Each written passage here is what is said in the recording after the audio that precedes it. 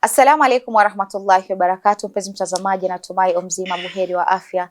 Jina langu ni Haifa Muhammad na karibu katika kipindi kipendacho Pewa Asubuhi ndani ya kitengo juu ya dini yako. Alhamdulillah, leo katika studio zetu si mwingine tunaye ila Sheikh wetu Sheikh Hussein Patrova anayekujuza mengi kuhusiana na masuala ya dini, na naamini popote ulipo unafaidika na mengi ambao mashekh wetu wanaokuja ndani ya studio hizi wanakupa maarifa na kukujuza mengi. Wanakuambia ilmu ni bahari, yote tunayokupa hapa ni kiasi tu cha ilmu ambayo ipo ndani yake, lakini kwa wingi jitume uweze kupata ilmu na ni kusoma. Unaposoma, kwa sababu mwisho wa siku wanakuambia ilmu ni bahari na ilmu ni wajibu kuitafuta, ndio usiwe mjinga. Wanakuambia kondoo anapoongozwa na kondoo mwenzie, hata akiingia kwa shimo wale wenzake watamfuata waingie kwa shimo. Usiwe na mfano huo, kwa mfano ya kwamba utakuwa mtu ambaye utatafuta ilmu hata kwa kilele chochote. Angalia soma upande wowote, yani ndio mwisho wa siku utapata ule ufafanuzi zaidi ama ufunguo zaidi kuhusiana na masuala ya dini. Inshallah tukielekea kwake Sheikh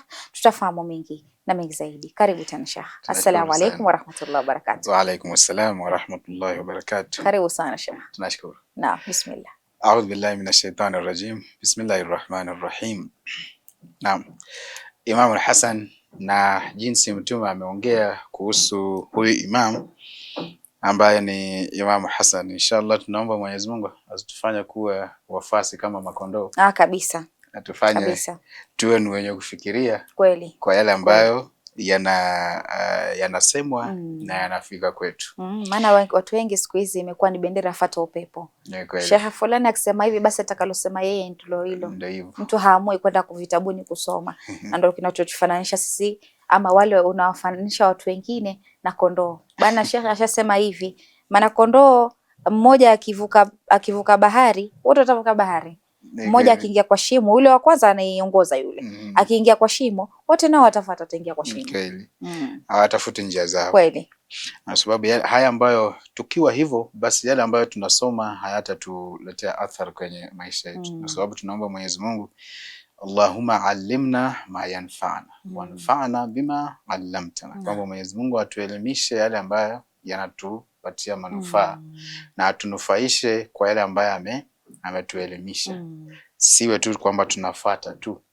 Na hii kuwapenda Ahlul Bait akiwemo Imam Hasan si jambo la kirahisi. Nadhani tulisema siku moja kwamba ni tawfik ambayo Mwenyezi Mungu anampa mja wake. Ukiona umeanza kumpenda maimamu yoyote kwa 12 au Ahlul Bait kwa ujumla, hiyo ni tawfik kutoka kwa Mwenyezi Mungu. Sio ya kila mtu, si kwa kila mtu. Na hilo tumeliona. Hili si jambo la kila mtu. Ni kwa watu ambao Mwenyezi Mungu anajua kabisa, nakwambia anaongoza anayetaka kuongoka. Kama wewe umeamua bwana hutaki kusoma ama hutaki kuangalia kukufungua akili, angalau kaangalia huku kwa semaje huku, hebu ngoja niangalie. Nani atakuongoza? Mungu hawezi kuongoza, atakuacha ubakie pale pale. Ni kweli.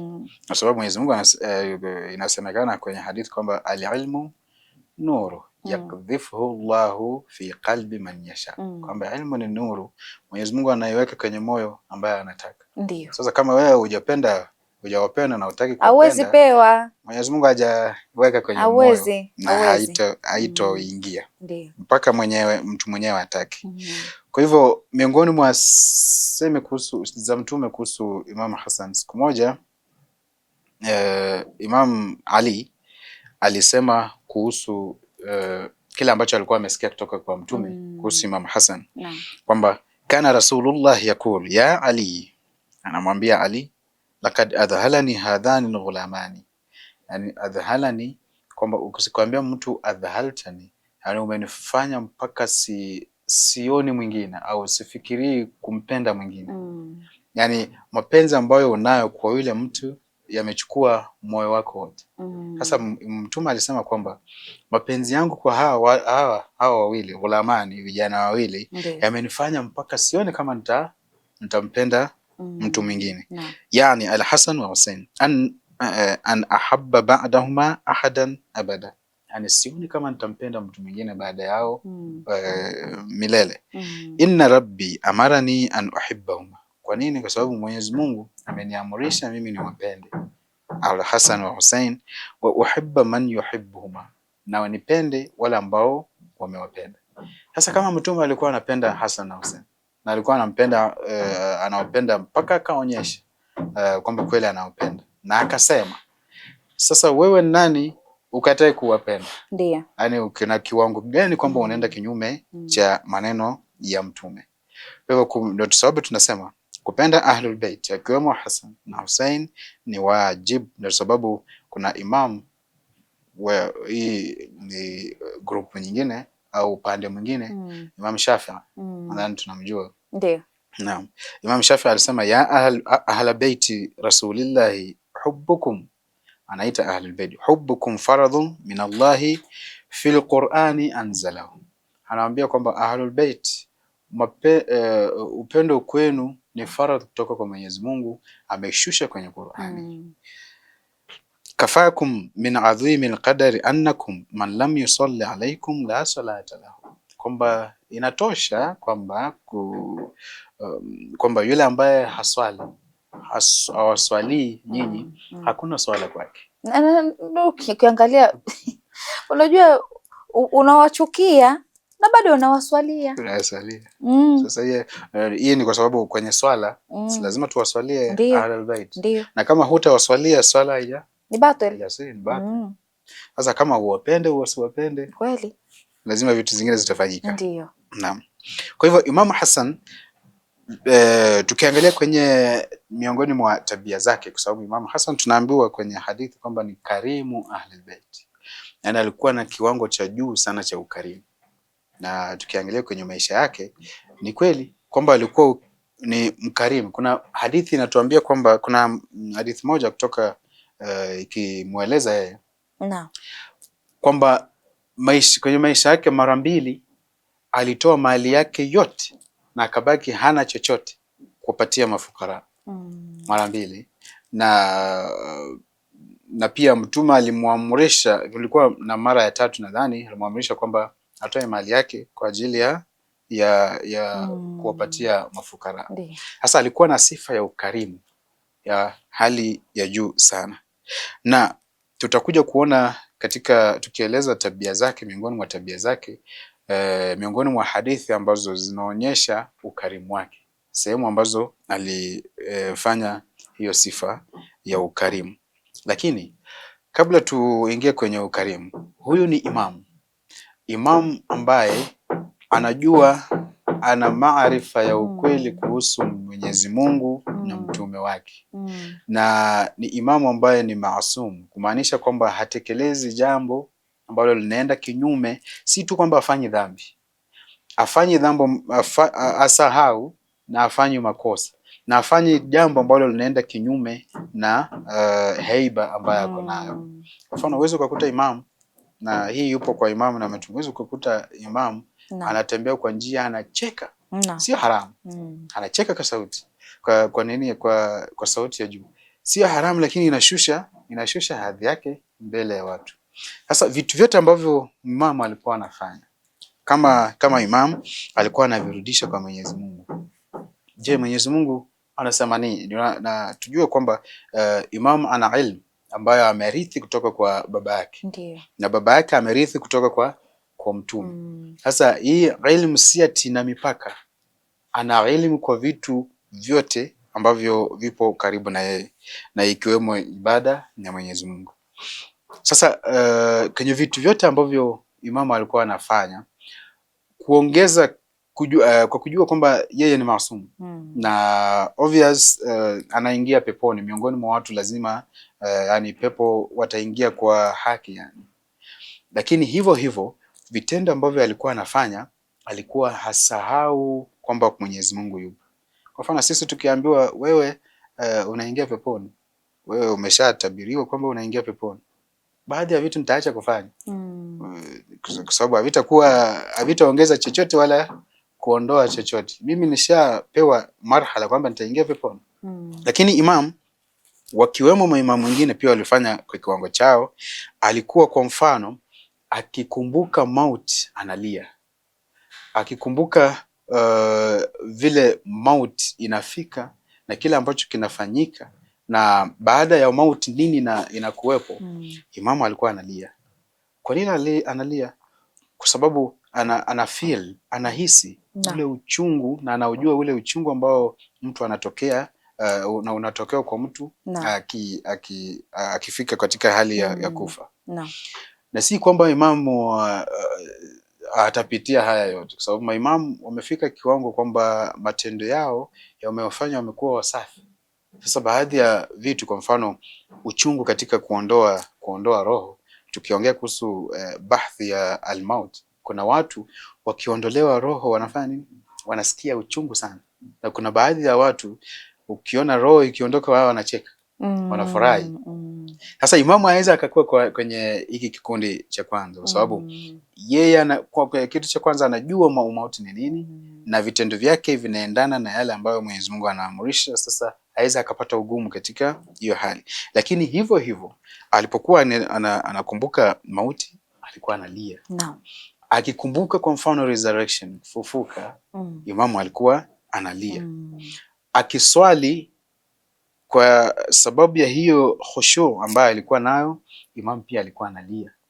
Yani vitu vyote ambavyo alikuwa anafanya alikuwa anavirudisha kwa Mwenyezi Mungu, kwamba yeye ni kuna tamu ambayo huwa wanaitumia kwenye aqaid, yeye ni faqir, yani hamiliki chochote.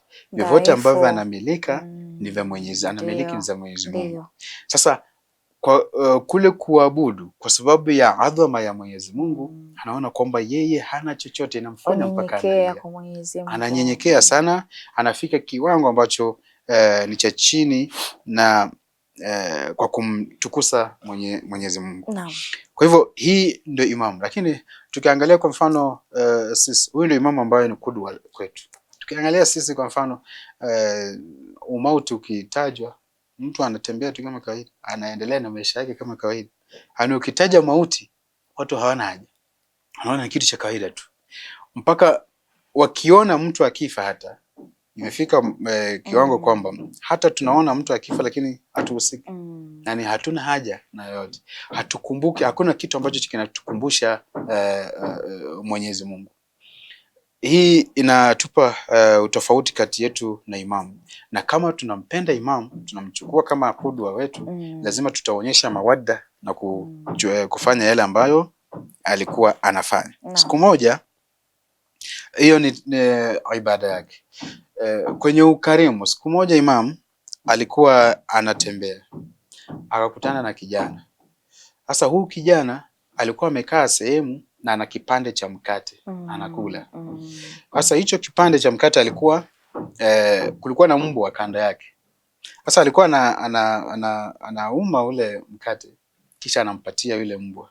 Pia ana akiuma, pia anampa. Akiuma, anampa. Sasa wanakula wote, yeye anakula na imamu.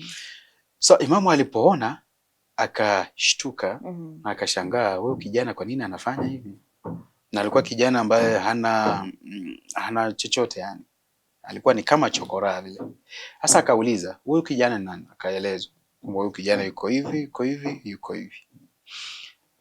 Na wakati kuna kitu ambacho imamu aliona kwamba wakati alikuwa anampatia mbwa wake aume, alikuwa hamuangalii kwa uso. Ndio.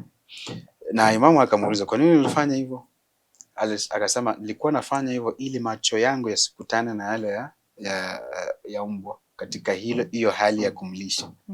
Najua mbwa anajua kwamba huyu ndiye ananilisha. Sasa ile ya kumpa, akiuma ataonyesha vile udhalili. Sasa akimpa alikuwa anaangalia kando. Sasa mama akamuuliza, kwa nini umefanya hivyo? Akamweleza kwamba alifanya hivyo kwa sababu ya hivyo. Sasa mama akashtuka sana. Huyu kijana amepata wapi haya mafundisho? Sasa akasema, usiondoke hapa. Akamwambia, usiondoke hapa, naenda na narudi. Alipoenda akauliza kuhusu huyo kijana, akaambiwa kwamba ni kijana ambaye ni slave na anafanya kwenye hili shamba. Sasa akauliza, akaambiwa master wake ni nani? Ile anataka kumjua. Alipoenda huko akaambia yule master, nataka kununua huyo kijana ni mwasilie. Sasa master yake akakubali kwamba akamuuzia imamu. Imamu hakutosheka, akamwambia pia nataka ninunue hilo shamba ambalo liko ndani yake. Akakubali, akamuuzia shamba na akamuuzia yule kijana.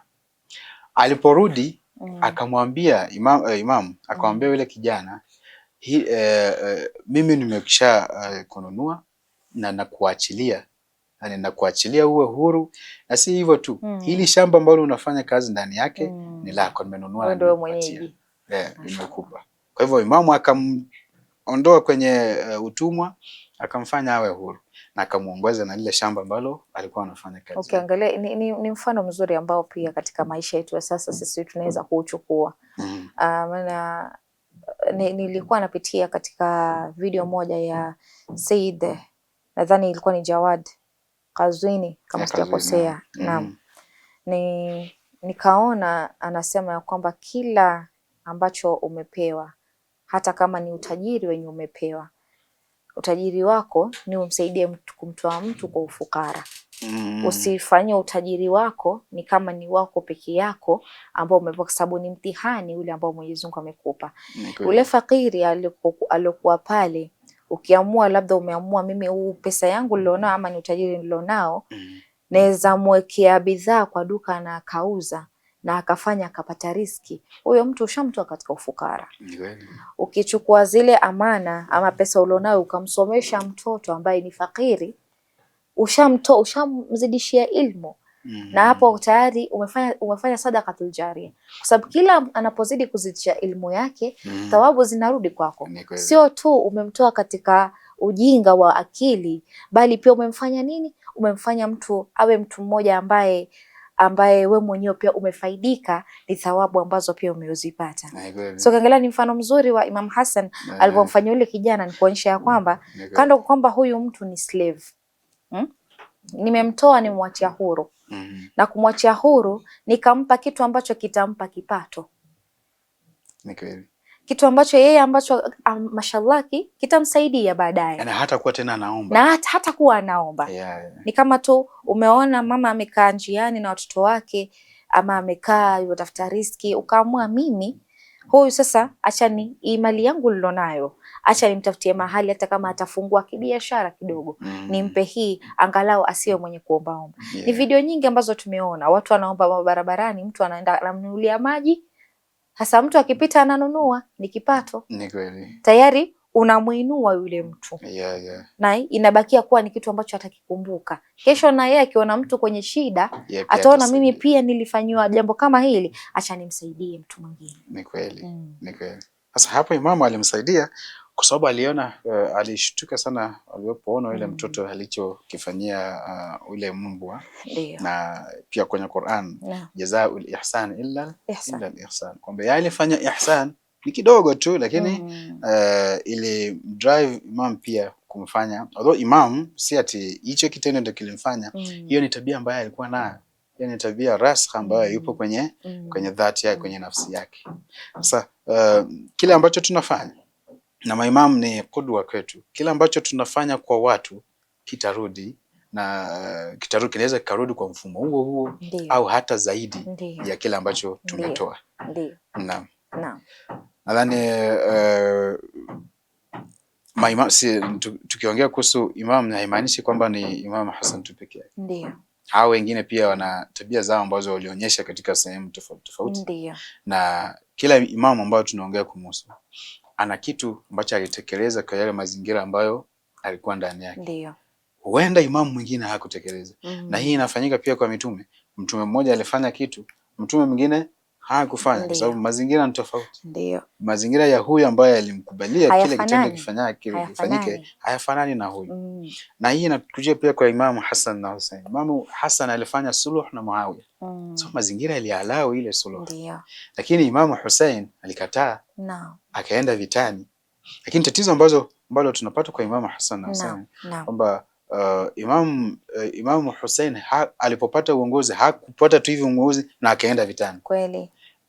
Imamu Hussein alikufa mwaka wa 50 na Karbala ilikuwa mwaka wa 60, tukielekea mwaka 61. Kuna miaka 10 ambayo Imamu Hussein aliishi na hiyo hali ambayo ilikuwepo. Kweli. Kama vile Imamu Hassan alipokuwa anaishi. Kweli. Ilipofika sasa kiwango cha mwisho, wameacha ile agreement ambayo walikubaliana ya mwisho, kipengele cha mwisho, ndio Imamu Hussein alitoka.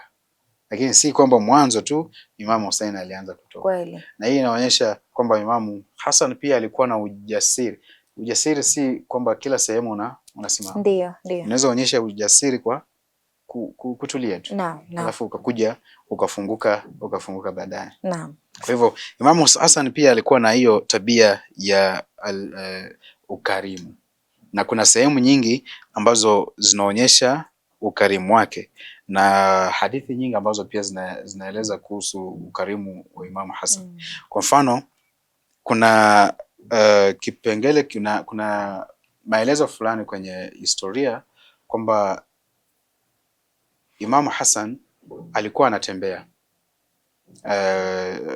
anatembea kule Sham. Tunajua Sham ilikuwa sehemu ya Muawiya. Yani watu wengi hawamfahamu Imamu. Ndio tutakuja kueleza kwenye nini nyingine, lakini akakutana na mtu ambaye alianza kumtusi. Akamtusi Imamu Hassan, na alipomaliza kumtusi Imamu Hassan akamuuliza, kuna kitu nakosa? Je, wewe ni wa haya mazingira kweli? Huyo mtu akamwambia kwa sababu aliangalia vile yupo na vile anaongea, akajua huyo si wa hapa. Ndiyo. Lakini alikuwa amemtusi sana. Ndiyo. Imamu akamwambia, kama huna sehemu, sisi tutakupatia sehemu ya kukaa. Kama huna chakula, mimi nitakupatia sehemu ya chakula. Kama huna nguo, sisi tutakupa nguo. Baadaye Imamu alimchukua huyo mtu na akaenda akakaa naye nyumbani kwake, na akampa kila kitu ambacho alikuwa hana. Mwishowe walipomaliza, tunaambiwa kwamba huyo mtu alimwambia kwamba mimi nilikuwa miongoni mwa watu ambao wanakuchukia sana.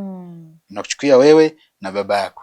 Kwa sababu tunakumbuka kule Sham Imam Ali alikuwa wanamlaani kwenye mimbari. Sasa watu wakamchukia Imam Ali na watoto wake. Akasema kwamba sisi tulikuwa tunakuchukia. Mimi nilikuwa miongoni mwa watu ambao wanachukia sana na baba yako. Lakini saa hizi mimi ni miongoni mwa watu ambao wanakupenda sana. Kwa sababu yale mazuri ambayo Imam Hassan alimfanyia. Kwamba ukitekeleza mambo mazuri unaweza kubadilisha adui akawa ni rafiki. Mashallah. Shukran sana Sheikh. Acha chukua mapumziko, tukirudi tuendelee zaidi na awamu ya pili. Inshallah. Kurudi kwako mpenzi mtazamaji, natumai katika awamu ya kwanza tukiwa na Sheikh Hussein Patrova, alhamdulillah tunazidi kufahamu mengi kuhusiana na maisha ya imamu wetu wa pili, Imam Hassan alayhi salam. Aliishi vipi na watu, alikuwa na ukarimu upi ambao wewe pia katika maisha ya leo tunapata somo na tunapata funzo kupitia maisha ya maimamu. Na huu ni mwanzo tu, tutaweza kuangalia maimamu wote wa Ahlul Bait walikuwa vipi, waliishi vipi, waliwakirimu watu vipi. Na inshallah mpenzi mtazamaji, acha tuchukue mapumziko, tutakaporudi tuendelee zaidi.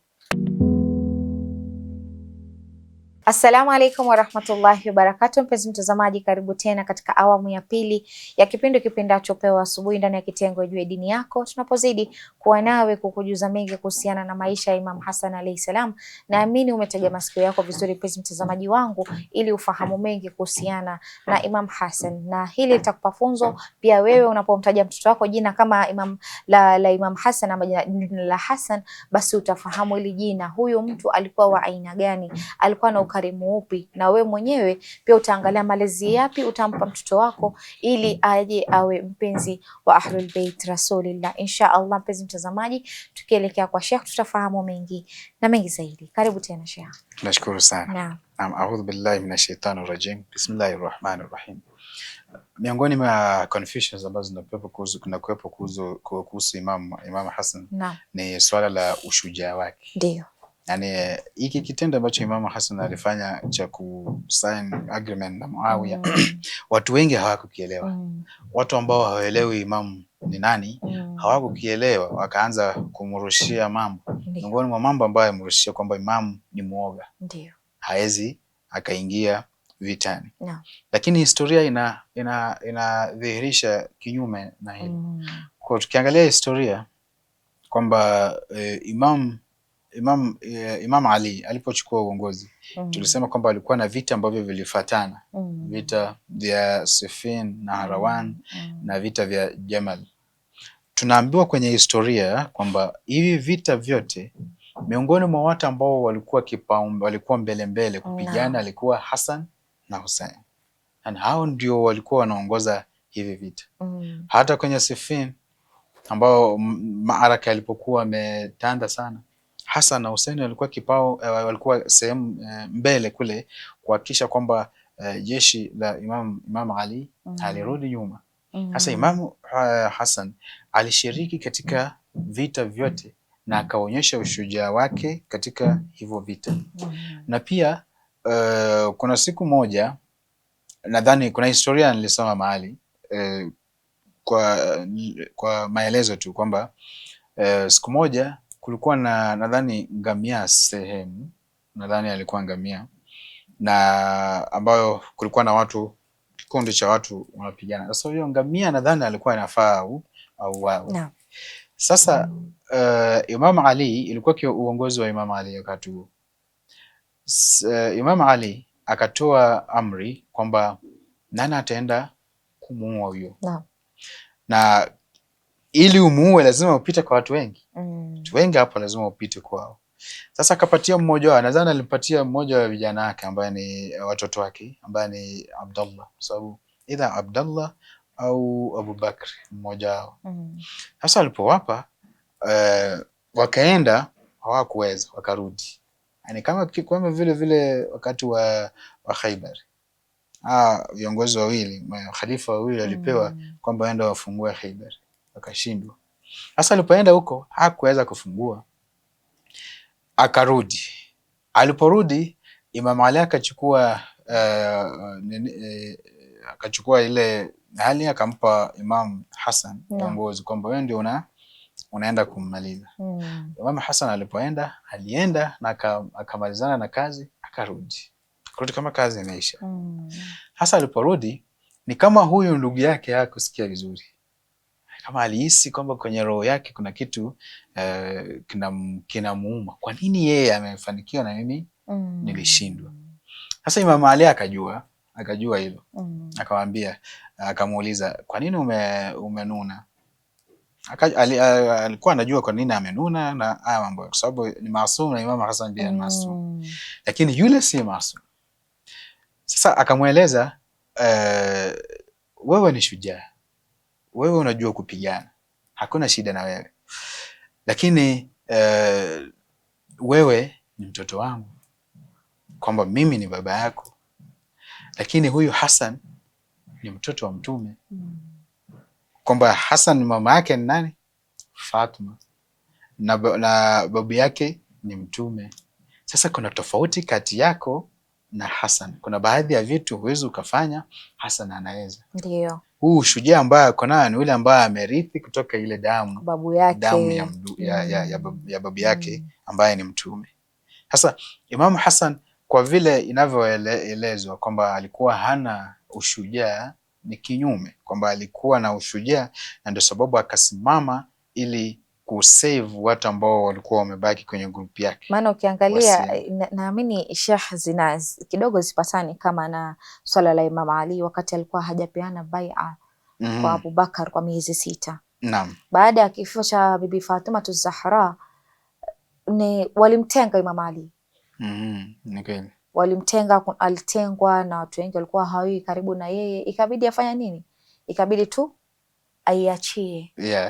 Aiachie, akubali kama vile tu Imam Hassan alikubali uongozi wa nani?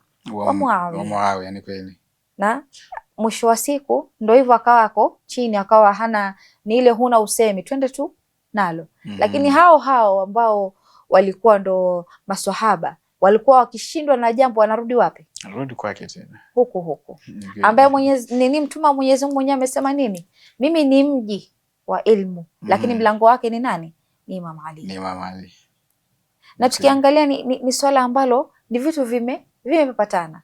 Mwisho wa siku hao watu ambao baada ya kifo cha Uthman, hao watu walimfuata nani? Imam Ali. Imam Ali alikuwa hata ushaona uongozi siku zote unakufata.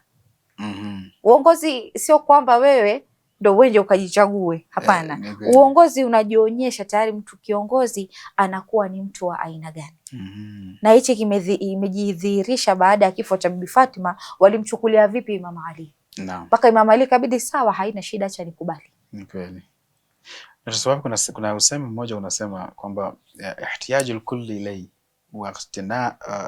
wa ghinauhu an kulli dalilun ala annahu al-imam kulli, kwamba watu wote walikuwa wanamhitaji Imam Ali, lakini yeye alikuwa hahitaji mtu yoyote. Maana hakuna siku ashawaenda kutaka advice kwa mtu yoyote, kwa sababu yeye anajua tayari Qur'ani ishamwambia ukishindwa kama kitu haukielewi, rudi kwa nani? Mwenyezi Mungu Subhanahu wa Ta'ala, na urudi kwa mtume wako.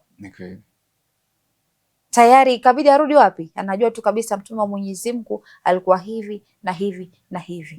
Nani alikuwa anafahamu sunna ya mtume zaidi ya waliokuwa wanaishi na yeye? Na wote wanajua kwamba, na wote wanajua hawamfikii hata kidogo. Nadhani hili mtume alikuwa anajua kwamba huyu inafaa awe kwenye kiwango cha juu. Yani mtume akipata wahi, akipata hii risala, hii ni system ambayo ilikuwa ishatengenezwa na Mwenyezi Mungu. Na system ya Mwenyezi Mungu haiwezi kuja alafu sisi tuanze kusema sisi tunatengeneza kwa niaba ya Mwenyezi Mungu. Yaani tuna kiwango gani cha kutengeneza mambo ambayo Mwenyezi Mungu ashaweka muhuri na kupinga. Sasa kwenye hiyo system mtume lazima awe na mtu wake na wasii wake. Na ndio sababu kwenye maelezo ni kwamba mitume walikuwa wanaleta mitume wakitumwa wanaleta information. Kuna wale ambao walikuwa wanaleta tu information na sheria. Hasa hizi sheria ilifika kwa Mtume Muhammad kwamba zimefika mwisho. Ndio. Haya zikifika mwisho, sheria ambazo zimeletwa zimefika mwisho. Sasa inafaa iendelee uongozi. Ule uongozi lazima utoke tena pale utume ulitoka. Si kwamba sisi sasa tunakuja ni kama tunaambia Mwenyezi Mungu, sasa Mwenyezi Mungu umetuletea mtume, mambo na uongozi achana nayo, sisi ndio tunaendelea. Hapana, haiendi hivyo. Na ndio sababu kupitia kwa Imam Ali ambaye alikuwa na elimu kwa wote ambao walikuwepo wakati huo baada ya mtume, ni kwamba yeye ndiye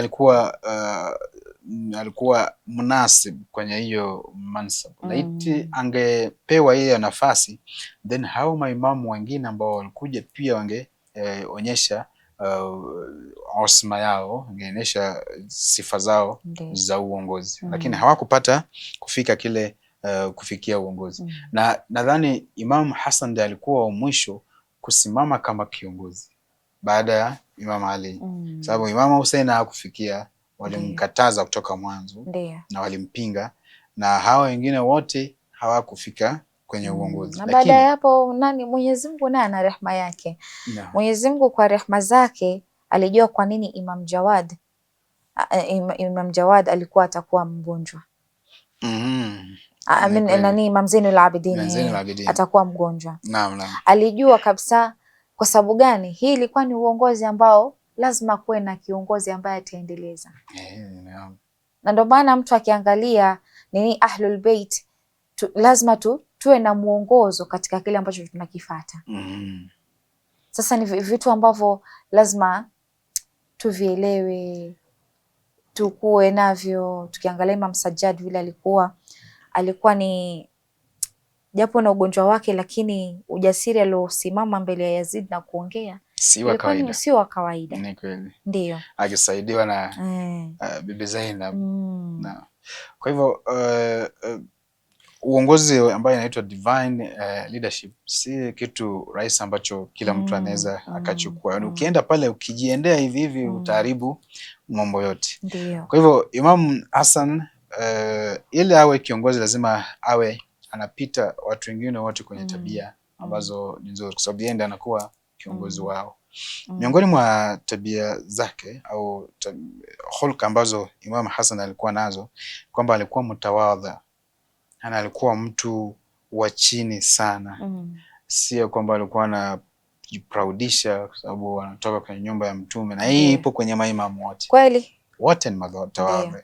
Na mtu yote ambaye anatambua Mwenyezi Mungu vizuri hawezi kuwa na kiburi. Ndio. Na hawezi kuwa au watu wengine watakwambia kwani akirul huyu ilikuwa ina ulazima gani? Mtu anakwambia kabisa nani Imam Ali alikuwa na ilmu, alikuwa na kila kitu, lakini si lazima angekuwa kiongozi. Si lazima. Ametoa wapi? Yeye ndiye anajiwekea, ni opinion yake. Na kwa hivyo Imam Hassan alikuwa mtawadha sana, na miongoni mwa sehemu ambazo alionyesha tawadhu yake, na siku moja alikuwa anapita sehemu na akaona kuna vijana kuna watu mafakiri wanakula. Sasa walikuwa wametengeneza tu mikate, kwa sababu kuna hii mikate ambayo inatengenezwa kwa huko kwa Arabuni, ikikaa inakuwa ngumu sana. Kula lazima uweke ndani ya kitu bure, usipokuwa na meno mazuri anaweza akatoka. Sasa hii mikate ndio ilikuwepo, wametengeneza, wameweka mahali wanakula. Walipoona Imam Hassan wakamuita, na walimjua kwamba ni Imam Hassan. Kusema mtoto wa Mtume, njoo tule pamoja. Sasa Imam Hassan kuangalia, wanajua chakula cha kifakiri, yani hakina nini yoyote, mambo mengi. Ni ule mkate tu, na mkate wenyewe ni mgumu. Sasa akashuka na akaenda pale akaanza kula nao. Tunaambiwa kwamba alipoanza kula na kile chakula hakikuisha. Nakumbusha pale kwenye Yaumud Dar kwamba Mtume alichinja mbuzi moja tu, lakini watu walikula ikaisha, wakashiba, lakini haikuisha. Mashallah. Sasa hapa pia Imam alienda pale wakakula, na ule mkate haukuisha. Yaani walikuwa wanakula lakini hauishi, wote wakashiba. Waliposhiba akawashukuru na akawaambia, mimi nataka pia kualika kwangu, mkuje tukule pamoja. Sasa akawalika kwake, wakakuja, akatengeneza chakula kingi tu ambacho wanaweza wakakula, wakashiba. Wakakula wakashiba. Walipomaliza pia hakuwaacha waende bure, aliwaongeza na mavazi pia, aliwapatia na mavazi, wakaenda nazo. Sasa Imam Hassan kwenye utawadha kwamba alishuka chini akaanza kula na maskini. Mashallah. Sasa kiongozi gani ambaye kwenye hiyo heiba anaweza kaja na kula na maskini? Haya matukio unajua yanafanana kiasi kikubwa, tukiangalia pia katika tukio la Bibi Zainab salamullah alaiha, wakati mke wa Yazid alikuwa na kiti chake ambacho huwa anakaa juu, lakini alivyoona hii ni familia ya Mtume, yani hata ilikuwa kile kiti hakioni thamani yake. Yeye maana anajiona mimi si kitu mbele ya nyumba ya Mtume. Ni kweli. Sasa yani ukiangalia ni matukio ambayo mengine yanaingiliana, yanajirudia. Ni kweli. Na alhamdulillah kwa neema ya kuwa ndani ama kuwa miongoni mwa wafuasi wa Ahlul Bait, kwa sababu ni vitu ambavyo vitakupa funzo kabisa kuhusiana na maisha ya Imam Sajjad ambaye ni Imam Zainul Abidin. Itakupa maisha ya mafunzo ya Imam Baqir, Jafar as-Sadiq, Musa al-Kadhim, yani itakuonyesha hawa maimamu waliishi vipi. Ni kweli. Na mtu yote ambaye mnaendana na yeye, yani kama maimams wako infallible na tabia zao zipo juu sana, ukipata mtu yote katikati yetu sisi tukisoma historia ya imamu yoyote, yani pale unaposoma historia yake, unapoona vitu ambavyo anavifanya, unahisi tu kwamba unavutiwa kwake. Kweli. Ukiona matendo ambayo anafanya unahisi unavutiwa, na unahisi kwamba wewe pia unaweza ukatekeleza hiyo. Kweli. Hiyo ndio inafanya hao wanakuwa kielelezo. Yani ukifikia kitengo hicho, wewe bwana, Mwenyezi Mungu amekuambia sasa huu ni wakati wako. Ni kweli. Na sio wengi ambao wanafika sababu wengi tunasoma historia kwa kusoma tu. Ndio. Hatufani kwa kureflect. Si kwa kureflect kwenye maisha yetu, na kuchukua kwamba hao ni viongozi, nafaa tufuate yale ambayo anafanya. Mashaallah. Yani tukichukua Ahlul Bait kama viongozi wa maisha yetu yote, hakuna kitu ambacho kitashindikana duniani. Mashaallah. Na mtu ambaye anawafuata. Mashaallah. Shukran sana Sheikh. Imekuwa ni session nzuri sana kuweza kufahamu mengi kuhusiana na Imam Hassan, na naamini kuna mengi zaidi ambayo labda tumeyabakisha, kama tulivyosema ni historia fupi tu ambao tunawapa, inabidi wao pia wajitahidi kwenda kuchukua vitabu na kusoma kuhusiana na familia ya Mtume, kuanzia Mtume mwenyewe kufikia Imam Ali, kufikia Bi Fatuma Zahra, Bibi Khadija salamullah alaiha. Yani ni mambo mengi ambayo tunapaswa kufahamu sisi kama umma wa Mtume, na mojawapo ni kuifahamu familia yake vizuri.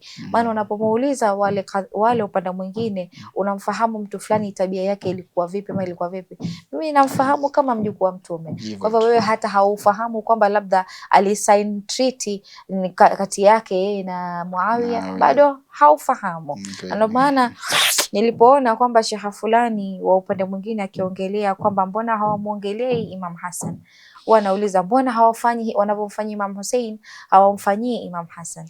Hawajui kwa nini kadhia ya Karbala inakuwa hadi siku ya leo, ili kuhakikisha kwamba tunakumbushana kuhusiana na haki, kwa sababu Imam Hussein alisimamia haki, hakusimamia batil.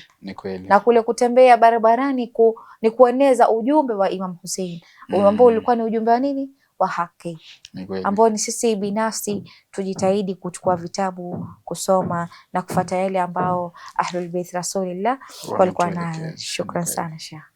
Kurudi kwako mpenzi mtazamaji, natumai katika awamu ya pili tukiwa na Sheikh Hussein umeweza kufahamu mengi, alhamdulillah. Ni mengi na mengi mno ambayo wewe mwenyewe unapaswa pia kujitafutia na kusoma. Ilmu ni bahari, ilmu ni kubwa, jitahidi sana usome. Angalau kama Mwenyezi Mungu amekuelekeza kwenda kufungua kitabu na kusoma, jua yeye amekuchagua miongoni mwa watu ambao unapaswa kufahamu kuhusiana na Ahlul Bait. Ahlul Bait Rasulillah ni muhimu sana na ina manufaa zaidi, kwa sababu itakufundisha wewe akhlaq inahusiana na nini, itakufundisha sana kuepukana na mambo ambayo umekatazwa sana, hasa ima ni kama ni uzinifu, ima kama ni mambo ya uchafu, utajikuta wewe mwenyewe pia unaepukana nayo. Kwa sababu gani? Ni watu ambao ukifuata mwongozo wao, basi utakuwa katika njia ambayo ni salama insha Allah. Mpenzi mtazamaji, kufikia hapa sina mengi ya kusema isipokuwa nikwambia fi amani.